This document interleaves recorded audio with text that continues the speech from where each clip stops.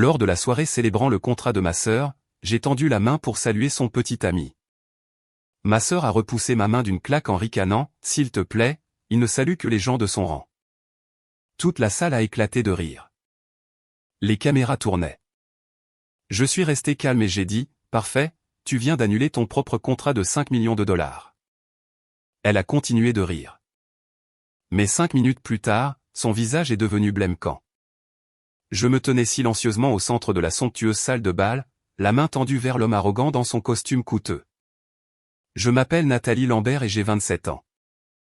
Mais ce soir-là, j'ai été traité comme un déchet indésirable à la fête. Je voulais simplement offrir une salutation polie au nouveau petit ami de ma sœur pour faire preuve de bonne manière de base lors de la célébration de leur contrat. Avant même que mes doigts ne puissent effleurer le tissu de sa veste, ma sœur s'est jetée en avant et a violemment repoussé ma main.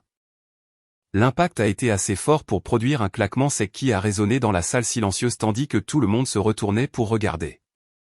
Elle m'a souri d'un air suffisant tout en essuyant sa main sur sa robe de créateur comme si j'étais une maladie contagieuse et a prononcé la phrase cruelle.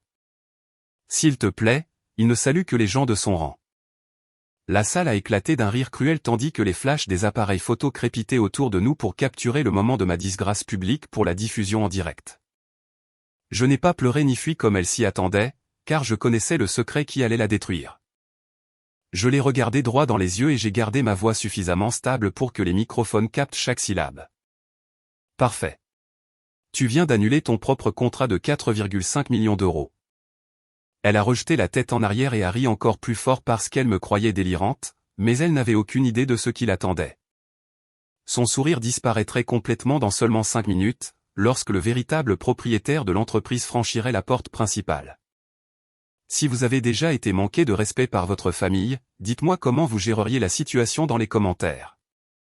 Partagez cette histoire avec un ami et abonnez-vous pour plus de rebondissements choquants, de justes rétributions et de moments de vraie justice. 3 jours avant la somptueuse célébration prévue à Paris, j'ai reçu une enveloppe épaisse livrée directement à la porte de mon appartement. J'ai baissé les yeux sur le papier de couleur crème, gaufré à la feuille d'or, qui sentait légèrement le parfum coûteux devenu la marque de fabrique de l'expéditrice. L'invitation venait de ma sœur, Morgane, qui n'avait pas pris la peine de me parler depuis plus de 6 mois, jusqu'à ce qu'elle ait besoin d'un public pour sa gloire. J'ai retourné la carte coûteuse pour lire la note manuscrite griffonnée au dos de son écriture pointue et anguleuse, qui semblait toujours agressive.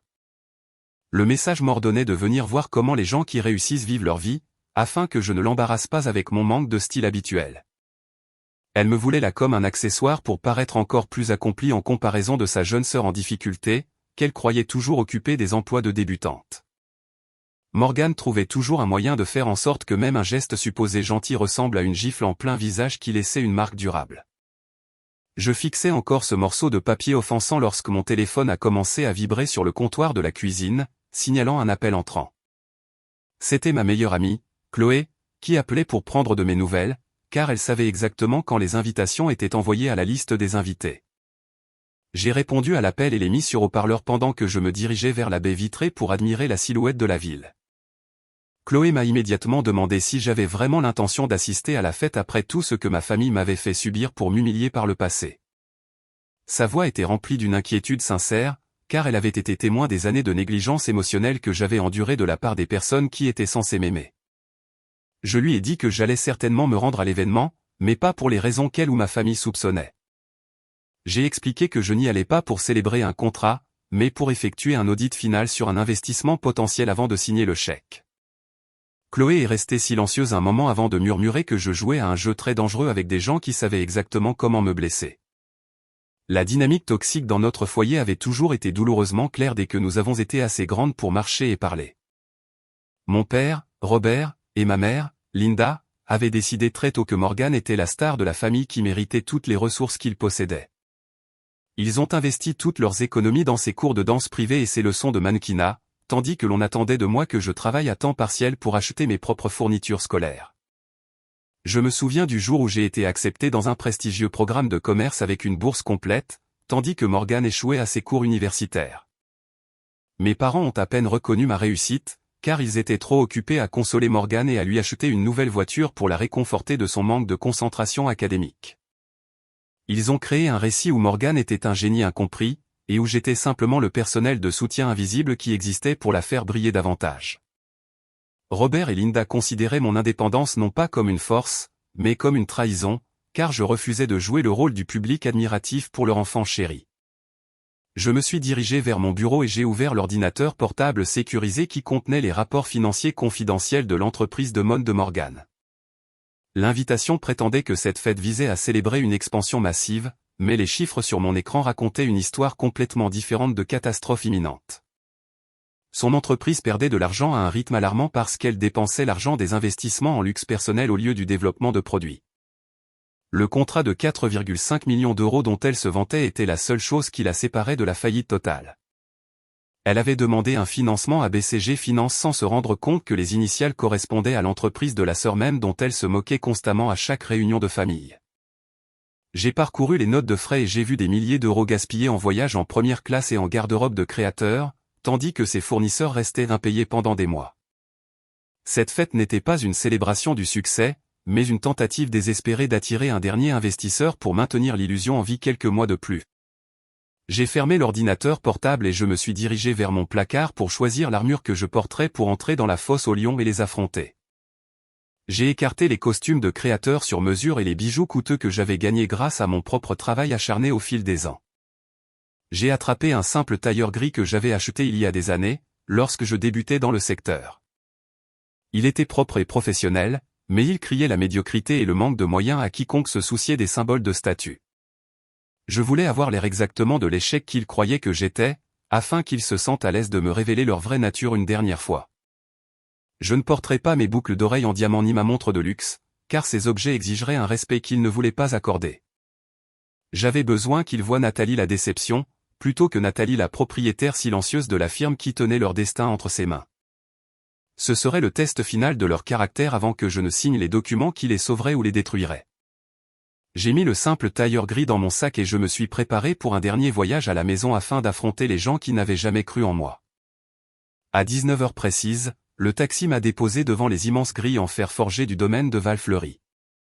La longue allée était bordée de voitures de sport importées que je savais que Morgan avait louées juste pour cette soirée afin de créer une illusion d'immense prospérité pour ses invités. J'ai monté le sentier de pierre sinueux et j'ai observé les lustres en cristal suspendus aux chaînes et les rubans de soie blanche flottant dans la brise fraîche venant du lac. C'était un étalage de richesse à couper le souffle qui contrastait vivement avec l'encre rouge et les avis de retard que j'avais vus dans ces dossiers financiers à peine 24 heures plus tôt. Chaque bouteille de champagne millésimée servie par les serveurs en uniforme représentait un autre fournisseur qui ne serait pas payé ce mois-ci, car Morgan privilégiait l'apparence à l'intégrité professionnelle. Elle avait construit un château scintillant sur une fondation de mensonges et de dettes qui s'effritaient rapidement sous ses talons de créateur. J'ai atteint les portes massives en chêne où mes parents se tenaient pour accueillir les invités avec des sourires de circonstance qui n'atteignaient pas leurs yeux. Ma mère a cessé de rire dès qu'elle m'a remarqué marchant vers eux, et son expression est passée immédiatement de celle d'une hôtesse accueillante à un dégoût pur. Elle a balayé mon simple tailleur gris de haut en bas avec un air d'horreur, comme si j'étais arrivé à un gala en smoking vêtu d'un pyjama sale. Oh mon Dieu, quelle sorte de chiffon portes-tu à un événement de cette classe, a sifflé ma mère à voix basse en se penchant pour que les autres invités fortunés n'entendent pas son ton venimeux. Ne dis à personne que tu es ma fille, car je refuse d'être associé à un tel manque de goût et de sophistication. J'ai ouvert la bouche pour expliquer que c'était un tailleur professionnel, mais mon père s'est avancé pour me couper la parole avant que je ne puisse dire un mot. Il a ajusté sa cravate en soie coûteuse et m'a regardé avec la même profonde déception qu'il avait portée sur son visage toute ma vie.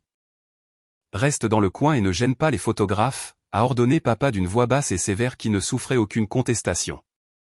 Ce soir, c'est la soirée de Morgan, alors ne la gâche pas avec ta présence ou ta médiocrité déprimante. Je suis juste venu la féliciter, papa, ai-je répondu calmement en maintenant le contact visuel pour lui montrer que ces mots n'avaient plus le pouvoir de me blesser comme autrefois. Avant qu'il ne puisse me gronder à nouveau, les doubles portes se sont ouvertes en grand, et Morgan est sortie sur le porche comme une reine saluant ses loyaux sujets. Elle portait une robe scintillante sur mesure qui coûtait probablement plus que toute sa masse salariale du dernier trimestre. Ses yeux ont balayé la foule d'admirateurs avant de se poser brièvement sur moi, sans aucune reconnaissance ni chaleur dans son regard. Elle n'a même pas fait de pause pour dire bonjour à la sœur qu'elle avait invitée à cette mascarade juste pour se moquer. Elle a simplement claqué des doigts en direction d'un serveur qui passait et a pointé un doigt manucuré dans ma direction avec un air d'extrême agacement. Veuillez escorter cette personne vers la zone de service près de la cuisine, car elle bloque le passage des invités de marque, a ordonné Morgan aux membres du personnel sans me regarder à nouveau. Le serveur avait l'air désolé en me guidant loin de l'entrée, mais je l'ai suivi volontiers, car l'ombre m'offrait un point de vue parfait. Je me suis tenu dans un coin de la salle de banquet et j'ai regardé ma sœur jouer son rôle de PDG à succès pour la foule crédule. Je l'ai vu rire avec charme aux blagues d'investisseurs fortunés dont elle espérait qu'il lui signerait un chèque pour couvrir ses dettes croissantes. Puis j'ai vu son visage se transformer en un masque de cruauté au moment où une serveuse a accidentellement marché sur l'ourlet de sa longue robe. Morgan a attrapé le bras de la jeune fille et lui a chuchoté quelque chose qui a fait pâlir la serveuse, qui s'est enfuie les larmes aux yeux. C'était une leçon de maître en manipulation et en dualité qui a confirmé tout ce que j'avais besoin de savoir sur la personne à qui j'avais affaire ce soir. J'ai pris une gorgée d'eau et j'ai attendu que le vrai spectacle commence, car je savais que ce château de cartes était sur le point de s'effondrer. 30 minutes plus tard, l'éclairage d'ambiance chaleureux de la salle principale a complètement disparu pour laisser place à un unique projecteur aveuglant qui fendait l'obscurité. Le brouhaha des invités s'est tu pour laisser place à un silence respectueux tandis que tous les regards se tournaient vers la plateforme surélevée où ma sœur attendait son moment. Morgan est entrée dans le cercle de lumière avec la grâce étudiée d'une femme qui croyait que l'univers entier tournait autour de ses désirs. Elle a ajusté le pied de micro et a affiché un sourire éblouissant, parfaitement répété pour les caméras qui enregistraient l'événement. Elle a fait un geste théâtral vers les ombres au bord de la scène, comme si elle dévoilait un chef-d'œuvre artistique plutôt qu'une personne. « Laissez-moi vous présenter Tristan Chevalier », a annoncé Morgan d'une voix tremblante d'émotion théâtrale. C'est l'homme de grande classe qui a changé ma vie et m'a aidé à réaliser mon véritable potentiel. Un homme en smoking impeccable est sorti de l'ombre et lui a pris le micro avec un air de confiance suprême. Tristan Chevalier était séduisant d'une manière conventionnelle, mais il y avait une certaine onctuosité dans ses mouvements qui me rappelait un vendeur de voitures d'occasion essayant de cacher un défaut. Il a regardé la mère de visage fortuné et a hoché lentement la tête, comme s'il leur accordait un grand honneur simplement en existant dans la même pièce. « Merci à tous », a dit Tristan en enlaçant possessivement la taille de Morgan. Il est rare de trouver un partenaire qui comprenne les exigences de notre style de vie. Le monde est divisé en deux types de personnes. Il y a les gagnants, comme nous, qui se tiennent ici dans la lumière, et puis il y a les perdants, qui se tiennent là-bas dans l'ombre à servir du vin. Une vague de rire gêné a parcouru la salle, mais la plupart des invités ont hoché la tête en signe d'approbation, car son arrogance validait leur propre sentiment de supériorité. J'ai senti un œuf froid se former dans mon estomac en le fixant plus intensément, car un souvenir soudain remontait à la surface de mon esprit. J'ai réalisé avec un sursaut de reconnaissance que ce n'était pas la première fois que je voyais Tristan Chevalier jouer exactement ce même numéro. 2 ans plus tôt, il s'était assis en face de moi dans une salle de conférence et avait présenté un plan d'affaires désastreux pour une marque de style de vie de luxe qui n'avait aucun revenu et aucun produit viable. J'avais personnellement rejeté sa demande de financement parce que tout son modèle économique reposait sur des systèmes pyramidaux et des mots-clés marketing vides de sens. Il n'était pas un magnate de grande classe comme il le prétendait, but un escroc professionnel qui passait d'une femme riche à une autre pour financer ses délires de grandeur. Mon père s'est soudainement matérialisé à côté de moi dans l'ombre et s'est penché pour s'assurer que j'entende ses paroles malgré les applaudissements. Il a levé les yeux vers Tristan avec une expression d'admiration pure qui était douloureuse à voir. « Tu vois ça, Nathalie » a murmuré papa avec un sourire cruel. « Voilà le genre d'homme que tu ne pourras jamais atteindre de toute ta vie, alors tu devrais prendre des notes. » Je me suis tourné vers mon père et j'ai ressenti une étrange pitié pour son aveuglement plutôt que de la colère face à son insulte. Il était si désespéré de faire partie du cercle des élites qu'il ne voyait pas les fissures dans la façade juste devant lui. « Je n'en serais pas si sûr, papa » ai-je répondu avec un léger sourire qui l'a déconcerté. La musique a de nouveau enflé alors que Morgan et Tristan commençaient à descendre les escaliers pour se mêler à la foule. Ils se déplaçaient dans la pièce comme des rois en tournée de victoire, s'arrêtant à chaque table pour accepter louanges et compliments. Je les ai regardés serrer la main des politiciens locaux et des banquiers tout en évitant soigneusement le contact visuel avec les serveurs qu'ils venaient d'insulter. Ils traversaient lentement la pièce en suivant une trajectoire qui les mènerait directement là où je me tenais. J'ai redressé ma veste et je me suis préparé à la confrontation, car je savais qu'ils ne pourraient pas résister à l'envie de jubiler en me voyant enfin. La distance entre nous se réduisait à chaque pas, et je suis resté sur mes positions, attendant la collision inévitable de nos deux mondes si différents. Lorsque l'horloge grand-père antique dans le couloir a sonné 8 fois pour marquer l'heure, j'ai décidé que cette mascarade ridicule avait assez duré pour une soirée. J'ai redressé les revers de mon simple tailleur gris et je me suis éloigné de la sécurité du coin sombre où j'avais observé le cirque pendant la dernière heure. J'ai commencé à marcher d'un pas déterminé et régulier vers le centre de la salle de bal, où la célébration atteignait son apogée sonore. La foule s'est lentement écartée à mon passage, car mon changement soudain de comportement semblait déconcerter les personnes qui m'avaient ignoré quelques instants plus tôt. Mon père, Robert, a essayé de m'attraper le bras pour m'arrêter quand il a vu où je me dirigeais, mais je l'ai esquivé sans effort et j'ai gardé les yeux rivés sur le couple debout sous le lustre en cristal. Le brouhaha dans la pièce a commencé à se transformer en un murmure alors que les invités réalisaient que la sœur invisible osait s'approcher des stars de la soirée sans y être invitée. Je me suis arrêté juste en face du couple en fait et j'ai attendu qu'ils reconnaissent ma présence avant de passer à l'action.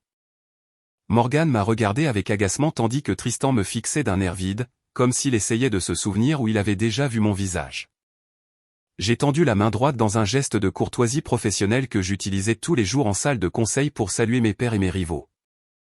J'ai regardé l'homme dans les yeux et j'ai parlé clairement pour que toutes les personnes à proximité puissent entendre mes mots sans effort. Bonjour, Tristan.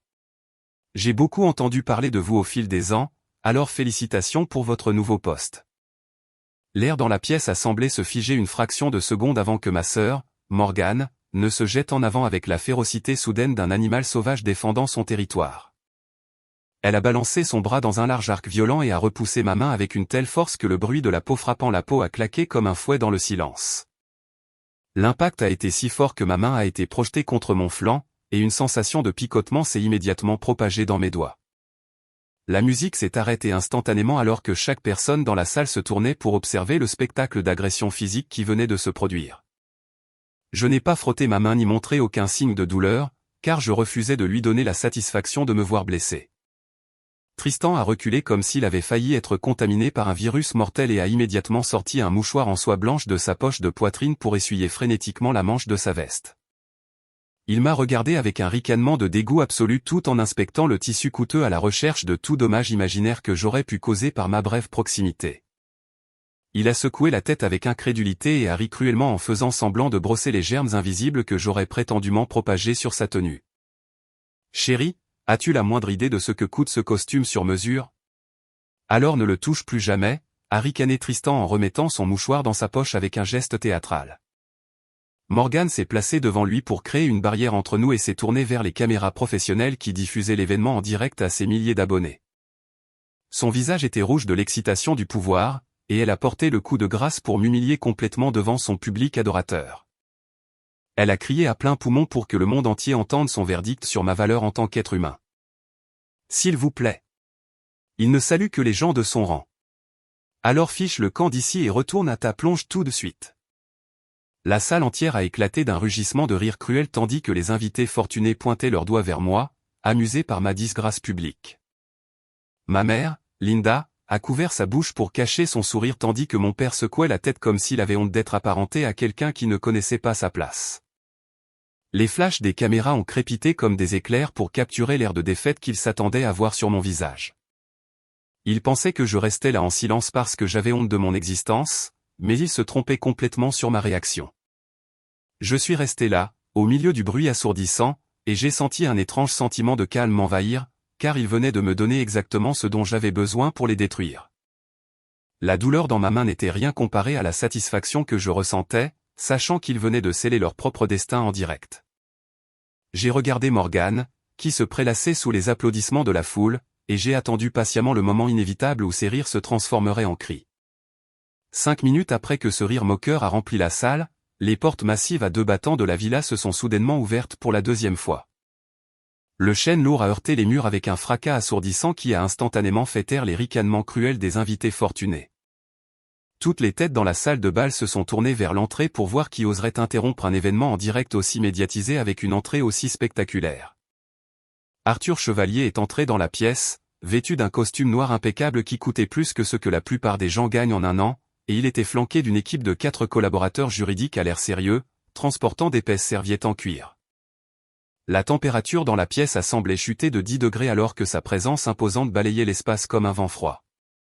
Arthur était une légende dans le monde financier de Paris, connu pour son efficacité impitoyable et sa capacité à détruire des entreprises d'une seule signature. Morgan et son petit ami, Tristan, ont immédiatement cessé de jubiler dès qu'ils ont reconnu l'homme qui marchait vers eux. Leurs visages sont passés instantanément d'expressions de cruauté arrogante à des airs de flatterie désespérés, pathétiques à voir. Ils se sont pratiquement bousculés dans leur hâte de s'avancer pour saluer l'homme qu'ils croyaient être leur sauveur. Morgan a lissé sa robe et a arboré son plus charmant sourire en tendant les deux mains dans un geste d'accueil extrême. « Oh, monsieur Chevalier, nous sommes si soulagés que vous soyez enfin là, car nous attendions que vous signiez le contrat, » a débité Morgan d'une voix tremblante. « Veuillez excuser le dérangement, nous étions juste en train de nous occuper d'un déchet indésirable qui a gâché notre fête. » Arthur Chevalier n'a même pas scié en passant devant ses mains tendues, comme si elle était complètement invisible pour lui. Il n'a pas ralenti son rythme ni accusé réception de sa présence d'aucune manière, la laissant là, les bras ouverts, à étreindre le vide. La salle entière a regardé, stupéfaite et confuse, l'homme le plus puissant de la pièce se dirigeait directement vers le coin où se tenait la plongeuse. Arthur s'est arrêté juste devant moi et a ignoré les halètements de choc qui ont parcouru la foule. Il a redressé sa cravate puis s'est incliné dans une profonde et respectueuse révérence, généralement réservée à la royauté ou au chef d'État. « Je suis terriblement désolé d'être en retard, Madame la Présidente, » a dit Arthur d'une voix forte et claire qui a porté jusqu'au moindre recoin de la salle silencieuse. Le trafic en sortant de la ville était pire que prévu. Mais j'ai les documents prêts pour votre examen. Un lourd silence s'est abattu sur la salle de bal, si profond qu'on pouvait entendre la glace fondre dans les seaux à champagne. Morgan avait l'air d'avoir été frappé au visage par une brique, tandis que Tristan restait bouche bée, incrédule. Arthur s'est retourné lentement et s'est dirigé vers la scène pour prendre le micro de la main tremblante du maître de cérémonie confus. Il a regardé la mère de visage perplexe et a ajusté ses lunettes avant d'annoncer la nouvelle qui allait briser leur réalité. « Mesdames et messieurs, je voudrais vous présenter officiellement la personne qui signe mes chèques de paie, » a annoncé Arthur d'un regard d'acier. « Voici Nathalie Lambert, qui est la présidente et l'unique propriétaire de BCG Finance, ainsi que l'actionnaire majoritaire du fonds d'investissement que vous courtisez tous ce soir. » La couleur a quitté le visage de Morgan si rapidement qu'elle ressemblait à une statue de cire sur le point de fondre sous la chaleur des projecteurs. Elle a reculé de quelques pas et s'est agrippée au bord d'une table pour ne pas s'effondrer. Arthur a tourné ses yeux froids vers elle et a continué de parler dans le micro avec le ton d'un juge prononçant une sentence de mort. Et sur ordre direct de la présidente Nathalie, je suis ici pour annoncer que le contrat de 4,5 millions d'euros est officiellement annulé avec effet immédiat en raison d'une violation de notre clause de conduite morale. Tristan a secoué la tête violemment comme s'il essayait de se réveiller d'un terrible cauchemar. Il a regardé tour à tour Arthur et moi, les yeux écarquillés de panique et de déni. « Présidente ? C'est impossible, car ce n'est qu'une moins que rien, » a balbutié Tristan en me pointant d'un doigt tremblant. « Elle n'est qu'une. » « Vous n'êtes pas assez important pour lui adresser la parole, Tristan, » l'a interrompu Arthur d'une voix qui a claqué comme un fouet. « Je vous suggère de garder le silence avant de creuser votre tombe encore plus profondément. » Immédiatement après la déclaration cinglante d'Arthur concernant le contrat annulé, l'atmosphère de la somptueuse fête a sombré dans un chaos absolu. Le silence stupéfait qui avait captivé la salle s'est instantanément brisé en mille voix en colère criant les unes par-dessus les autres. L'illusion de succès que Morgan avait soigneusement construite pendant des années s'est évaporée en une seule seconde, ne laissant derrière elle que la laide vérité de son échec. Les investisseurs fortunés qui buvaient son champagne et riaient de ses blagues quelques instants plus tôt ont commencé à se ruer vers les sorties comme des rats quittant un navire en perdition. Ils ont sorti leur téléphone pour annuler frénétiquement des virements bancaires et ont crié des ordres furieux à leurs assistants pour couper immédiatement tous les liens avec la famille Lambert. Un banquier éminent s'est arrêté près des portes en acajou et a crié assez fort pour que tout le monde dans la salle entende son verdict final sur la question. Si BCG Finance se retire de cet accord, alors nous aussi, car toute cette entreprise est de toute évidence une fraude massive. Morgan a regardé son empire en ruine avec des yeux écarquillés de panique avant de concentrer sa rage sur la seule cible qu'elle savait blâmer. Elle s'est jetée dans le petit espace qui nous séparait et m'a attrapé le bras avec des griffes désespérées, comme si elle pouvait physiquement me forcer à annuler la décision.